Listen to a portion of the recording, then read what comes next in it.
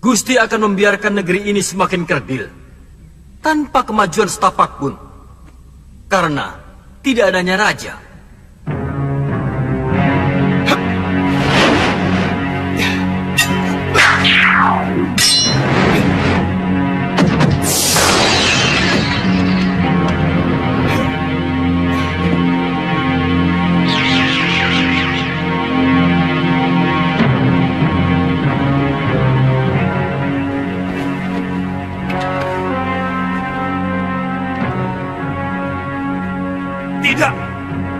Tidak benar semua ini. Siapa kamu?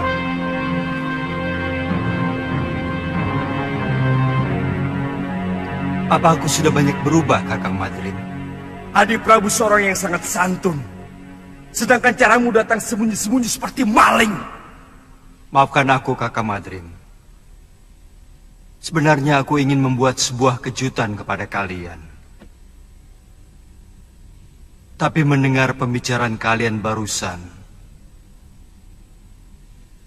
membuat aku kurang bernafsu.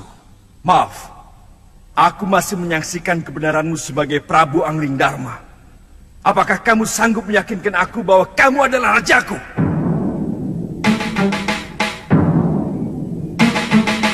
Kamu menantangku, Kakang Madrim? Aku wajib meyakini kebenaran dari raja negeriku.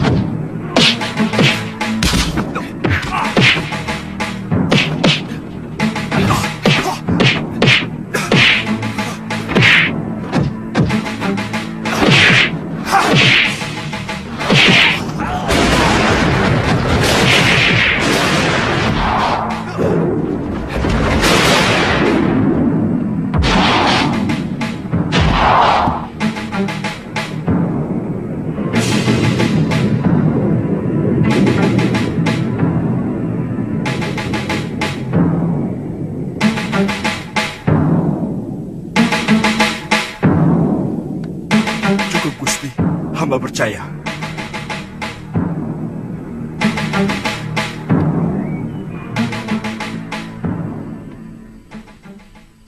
Pengembaranku ternyata tidak sia-sia, Kakang Madrim. Aku bisa melihat langsung apa yang terjadi di kalangan rakyatku. Berbagai macam bentuk kehidupan yang selama ini belum pernah saya lihat, dari tembok ke daton. Sudah merupakan kebiasaan. Seorang prabu biasanya cukup melihat kehidupan rakyatnya lewat laporan para tumenggung dan adipati. Adipati menerima laporan dari para kuwu dan bekel. Bekel menerima laporan dari Jagabaya dan para kepala kampung. Itulah kenapa banyak raja yang menjadi membambung. Maksud Adi Prabu? Banyak rakyat yang menderita, tapi raja tidak mampu melihatnya. Tidak sedikit rakyat yang menjerit karena penderitaan mereka. Tapi kuping raja sama sekali tidak bisa mendengar. Karena semua laporan kehidupan yang masuk ke dalam kedaton sudah disaring dan diberi bedak. Supaya kelihatan indah, adem ayem, toto tentrem, kerto raharjo. Tidak baik seorang raja harus memikirkan hal-hal sepele seperti itu. Semua itu cukup ditangani oleh para rakyat dan tumenggung. Sebab ada yang jauh lebih penting dari urusan tetek bengek seperti itu. Adalah bagaimana supaya bisa menjaga wibawa. Pengembaranku selama ini membuka mata dan telingaku. Bahwa ternyata rakyat tidak pernah peduli. Apakah rajanya berwibawa atau tidak? Yang penting bagi mereka, apakah raja memperhatikan nasib mereka atau tidak?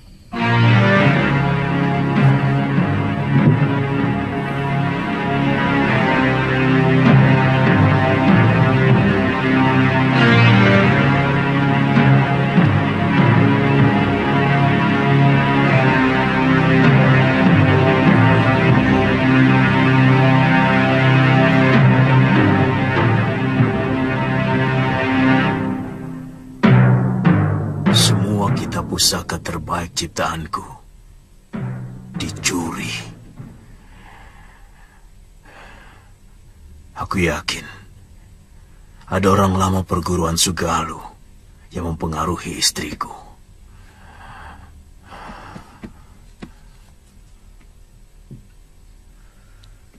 Saya tidak tahu apakah ini hanya kebetulan terjadi. Sejak Nyai Nila pergi, Kidarpasura tidak pernah kelihatan di rumahnya maupun di padepokan. Kata pekatik rumahnya, Kidarpa pergi mengendarai gerobak di hari yang sama dengan kepergian Nyai Nila. Darpasura. Apa mungkin adik kandungku tega mengkhianatiku, Subada? Saya benar-benar tidak tahu, Guru.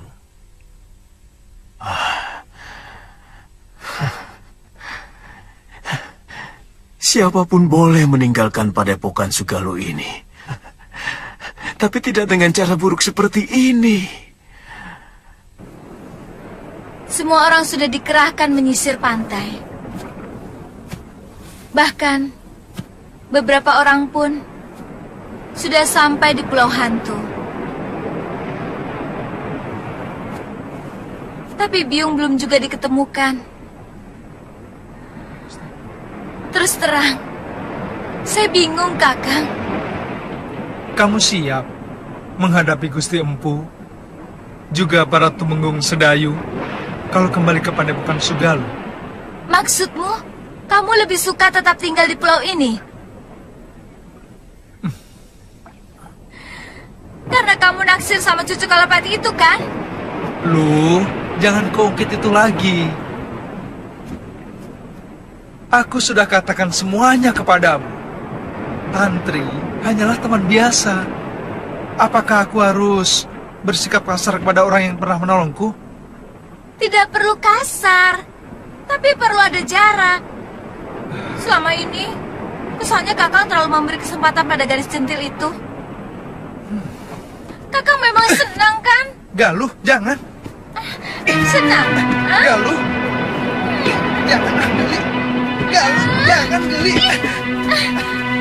Kakang, tunggu. Kakang.